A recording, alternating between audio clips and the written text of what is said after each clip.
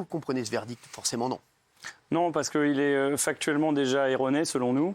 Il condamne Karim Benzema pour des faits qui ne se sont pas produits.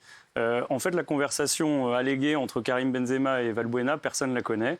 Il n'y a pas de... Tout à l'heure, vous avez parlé de la bouteille d'eau, on a la vidéo. Là, il n'y a pas la vidéo, il n'y a pas les enregistrements.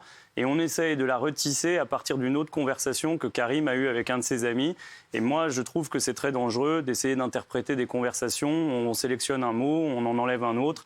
Dans cette conversation, par exemple, Karim Benzema dit à la fin que Mathieu Valbuena l'a remercié. C'est un peu étrange de dire que quelqu'un qui aurait sur lui fait des pressions l'aurait remercié.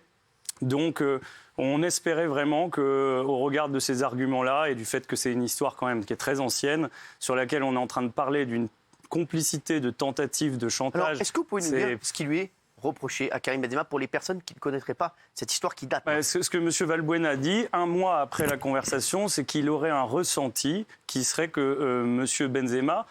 au lieu de ce que M. Benzema dit, c'est j'ai essayé d'aider mon camarade en lui proposant de contacter quelqu'un qui pouvait faire en sorte que ça s'arrête, ce qui n'a rien à voir avec du chantage en l'occurrence.